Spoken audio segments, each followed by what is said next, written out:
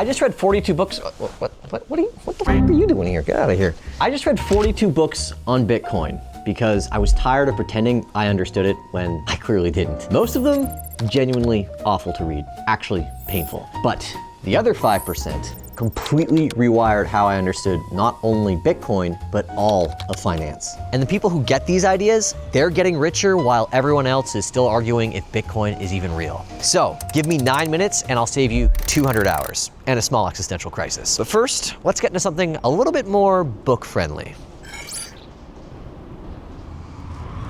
99% of people don't understand Bitcoin because they don't understand what problem it solves.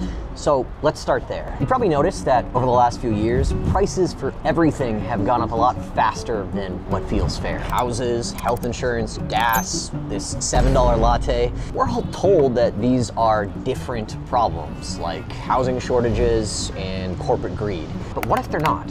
And what if the prices for these things aren't actually going up at all? It's the value of our dollar going down by design. Lynn Alden calls it broken money, and she nails it.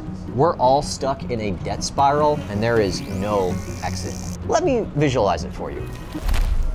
The US government is in about $38 trillion of debt, and it racks up another trillion every 90 days. Which means you could seize and liquidate the entire net worth of Jeff Bezos and Elon Musk and fund the government for about 38 days. So, how do you pay back unpayable debt? You print money. You dilute every dollar in existence with new ones to make your old debt worth less. Gross. All that inflation you've seen over the last 4 years, oh baby, it is just beginning. Currencies from the last 2,000 years on average have had a lifespan of about 27 years. With the dollar, we're pushing year 53. But what if there was a parallel money system where printing simply wasn't possible? It's not even that radical of an idea. That was the entire point of the gold standard. The problem is, as Lynn Alden points out, gold kind of just sucks as money. It's heavy, I can't split it to pay for my coffee, and you have to trust a bank to hold it for you. Which means, eventually, they issue paper receipts for gold that doesn't exist. And then we're just back to square one. Bitcoin asks, what if you could make money unprintable and still use it to pay for coffee? What if you could store and check the supply yourself right now from your laptop? What if the supply could never change, no matter how convenient it would be for politicians? That's the problem that Bitcoin is solving, and that's lesson one.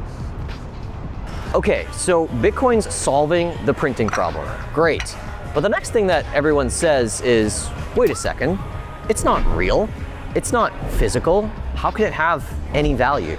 Trust me, I used to ask the same thing until I read the Bitcoin Standard from Safety and a Moose, and it made me realize that we've all just been asking the wrong questions about money. People think that gold has intrinsic value because it's shiny and useful. But if I'm dying of thirst in the Sahara Desert, what's more valuable or useful to me? A gold ring or a bottle of Dasani? Intrinsic value is a myth. Value is always subjective, context dependent. The only non-subjective thing I can think about is air, and I hear that the Jews are trying to rent that to us too. Whoa, okay, my grandma survived Poland. I'm sure that she'd want me to monetize that joke. But money needs to be backed by something. Does it? Or does it just need to be? Safety lays out 6 properties that money has to fulfill in order for it to be valuable. Divisibility, durability, portability, fungibility, recognizability, and scarcity. Bitcoin fulfills all 6. Gold fulfills most of them, but the dollar fails at the most important one, scarcity. But the government backs the dollar. The government of Venezuela backs their dollar too. How's that working out for them? What people mean to say is that you go to prison if you don't pay your taxes in dollars. That's not backing, that's coercion. And if the lack of physicalness thing still bugs you, I want you to think about this. What is an internet domain? Google.com. I can't hold it, I can't touch it. It's just an address on the internet, virtual real estate. Does it mean that it has no value? No, it's worth billions of dollars, and it has been for 27 years. Bitcoin is the same idea, except instead of just owning one internet domain, you're owning a fraction of a digitalized commodity. You don't need to physically hold it, You just need to know that nobody else can print more of it. Okay, but only 21 million Bitcoin will ever exist. If we keep making more stuff, but the amount of money stays the same, wouldn't prices just fall forever? And if prices keep falling forever, wouldn't we just hoard money instead of spending it? Wouldn't that create like a permanent depression? I used to think about that too, like I was Paul Krugman's anxious inner monologue. What about the deflation spiral? Aggregate demand. Calm down, Paul. No Bitcoin book could give me a good answer until I found The Price of Tomorrow by Jeff Booth. You can sum up this entire book in about 5 words. Technology naturally makes everything cheaper. A TV in 1990 used to cost about $3,000. Today, it costs about $300 and it's 10 times better. That's deflation. But Julian, if TVs keep getting cheaper, won't people stop buying them? Did you stop buying TVs because you thought they'd get cheaper? No. You bought one because you needed one. But the deflationary spiral is going Paul, I have my hand up your ass. We don't get to lecture me on economics. Deflation means that your money gains purchasing power over time, and you can just use the money as savings. But in our world, where money is always losing value, you can't save in it. You're forced to go for the asset casino and choose things like stocks, real estate, or anything to escape inflation. It's exhausting. But we need inflation to encourage spending. No, you need inflation because you're drowning in $38 trillion of debt. The whole deflation is bad narrative only exists because inflation benefits debt holders, like the US government. They need money to keep losing value in order to escape their past debt obligations. Bitcoin flips the script. Savings isn't punished, it's rewarded. And it means that we can all stop being a puppet to a broken system. But here's the uncomfortable part. Saving in Bitcoin is not like saving in dollars. With dollars, you put your money in the bank. They hold it, insure it, something goes wrong, you call customer service and you yell at some guy named Derek until he fixes the problem. Nick Bhatia talks about this in his book, Layered Money, about how money has always worked in layers.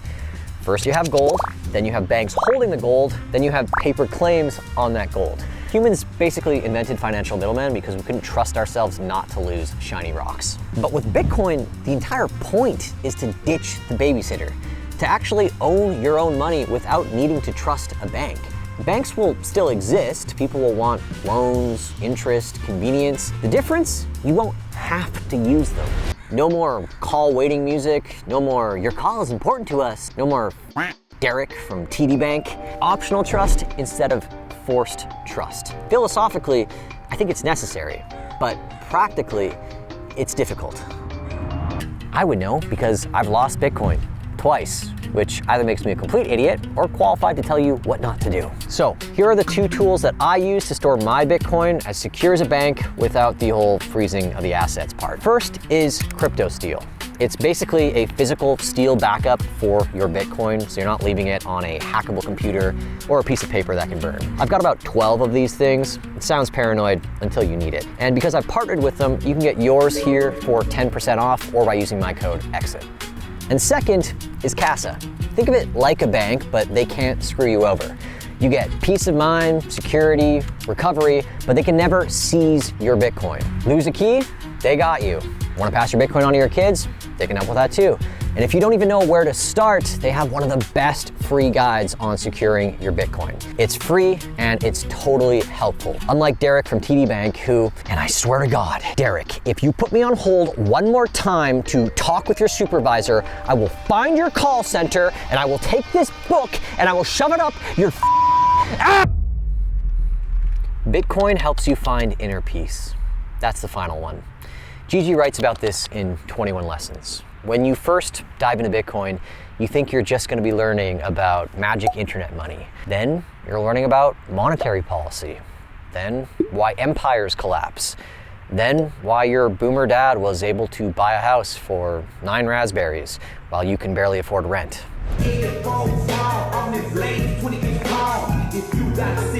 Money, power, time, trust, they're all connected. The deeper you go, the less you realize you actually know. Gigi writes, Bitcoin taught me that I know very little about almost anything. My list of books keeps expanding faster than my ability to read them. And eventually, you become okay with that. Bitcoin doesn't teach you about everything. It teaches you to seek what actually matters. You realize peace isn't what you buy when you have money, it's what you earn when you finally take the time to understand it.